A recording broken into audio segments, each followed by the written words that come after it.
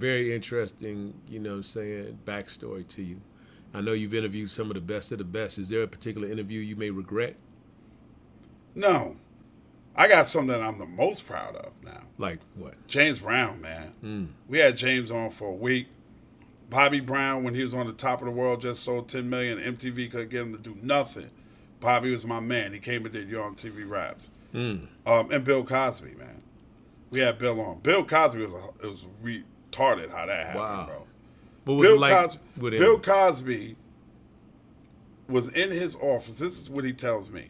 He's in his office, and his daughter Erin was in there. She was watching Yo MTV Raps, and she was laughing at a character that I did. Mm. So he calls MTV looking for me. Yeah. So they give me the number. They left it on my answer machine. Bill Cosby looking for you. Call the office. So I call the office back, and they give me the number. So you got to call Bill Cosby's office. So I was like, damn, I got to call Bill Cosby. And I remember when Eddie Murphy did his stand-up, and he was like, Bill Cosby only calls you for two reasons. Either he likes what you're doing, or he thinks you're destroying the culture, and he's going to read you on it. So now I'm scared. And I call, and I say, hi, this is Ed Lover, and somebody from Mr. Cosby's office called me. And they said, hold on. I'm going to put Mr. Cosby to pick up the phone. Hold on. Now, this is Bill Cosby. This is the height of the Cosby Show, dude. Yeah. It's the #1 show in America. Yeah. And I cannot believe that this dude is calling looking for me. This man, this icon. Yeah. He picks up the phone. I think I'm going to talk to the third assistant. Or wait, he got on the phone, and he tells me that he was watching the show. And he was like, you was doing some character, man. And I was just cracking up. And I liked it. And he said, my daughter likes it, and I like it. And I said, thank you, Mr. Cosby. No, call me Bill. And he goes, I'm going to come on that show. Wow. And then I'm going to have you on my show. And I'm Cosby like, Show. Yeah. Let's be clear now, yeah. The Cosby Show, bro. Okay. And he came. Wow. And they rolled out the red carpet, man. They had the green room. All the executives from Viacom came downstairs. Everybody's waiting for Bill Cosby to come. And then he calls me again. And he says, hey, I'm running a little late. And I'm like, it's no problem, Mr. Cosby. And they like, we got to get this because he's going to have, this guy's uber rich. Yeah. He's huge. And he jumped out of a yellow cab with a newspaper under his arm by himself. Mm. And he did a week worth of you on TV. So I got to ask you this. What were the execs saying to you when you made that happen? They couldn't believe it, man. You were the man. They could not believe that Bill Cosby came to hang out with Ed Lover and Dr. Dre. Yeah. And the funny thing is we were shooting, and everybody now is on the floor. Now, normally, there's a cameraman and a producer and another producer in the booth, handle everything. And he looks at me, he goes, is this usually what it look like when y'all doing this? I'm like, nah, it's just like me and Trey, T-Money, the cameraman, and my man right there. Yeah. He goes, wait a minute, stop rolling tape. Everybody get the fuck out of here. He threw everybody out. He was like, I'll come see y'all when we're finished because I want this to be the same way it's always been. Yeah. So he was, and then he did have me on the Cosby Show. Wow. Yeah, it was cool. How did that change your life, just being on the the Cosby Show? Yeah. My God, man, to be seen like that many people and that atmosphere at that time. Crazy.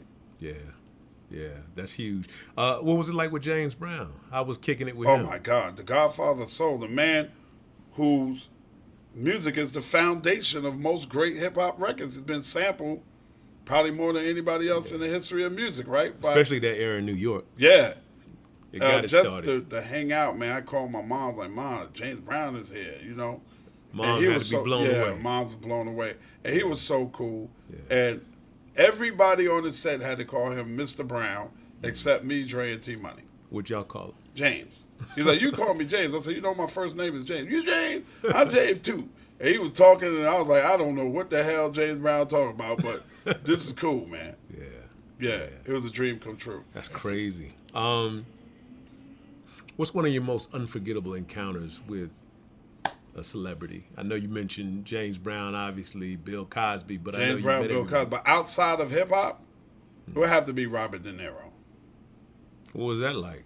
We were at, I can't remember the year, but I know that Obama was 2008, the first time, because I got that tattooed to my arm. But the year Bill Clinton won, MTV throws an inaugural ball for Bill Clinton in D.C. and we go to the ball, and standing there is Robert De Niro and Martin Scorsese. Mm. Now, I am a huge fan of Martin Scorsese work and Robert De Niro. So I wait. So, okay, I'm going to go over here and say something. I don't know what I'm going to say. I walk over and I go, Mr. De Niro, Mr. Scorsese, I just want to tell y'all, I love your work. I'm a huge fan. And Robert De Niro goes, wait a minute.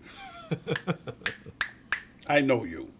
You're Dr. Love, right? He goes, Martin, this is Eddie Dre. This is Doc Love. I said, no, I'm Ed Love. He goes, all right, I got a kid. He watches the yo raps, the thing you do. He watches it all the time. I know you. En Vogue just finished performing. He goes, could you introduce me to En Vogue? Could you do that for me? Would you introduce me to En Vogue? Yeah. Now, everybody knows De Niro notoriously loves black women. Mm. His son that he was talking about is the Gregory Abbott that did Shake You Down. Girl, I Want It. It's his sister. Robert De Niro had a kid with her. The kid got to be 40 now. Wow. But that's the kid that he was talking about that was watching Yo every single day. And I went and got the person in charge of all the artists, and I took Robert De Niro and Martin Scorsese backstage, and I introduced them to En Vogue. You get all the cool points there. Yeah, all the cool points, bro. Man, has anybody rolled up on you like in a way where it was completely unexpected? That may have been a celebrity, and you were just out, and they're like, "Yo." Denzel Washington, first time. What Denzel say? First time. Mo Better Blues, after party. I'm in the party. I see Denzel. You know, he's the star of the movie. Yeah. So I see Denzel. I'm like, damn. Spike invited me. I'm like, yeah, this Denzel Washington, man. And it was just so many people around him that I was like, I don't want to bother him. You know, I'm not the kind of person that bothers people. I want to tell people how much I enjoy their work and I'm a fan. And I fan out. But it was Denzel, man. And I'm like, I used to watch this dude on Carbon Copy. Like when he first started acting, I just knew he had it. And I'm looking at him, I'm like, damn, Denzel Washington. And I'm just standing there, and I go to the bar, and I get a drink. And he tapped me on the shoulder. He goes, Ed Lover, you're taller than you look on TV, bro. I was like, oh, fucking my God. And we just had a great conversation, man. We've been cool ever since, man. That's what's up, man. Yeah, D is my guy. Yeah.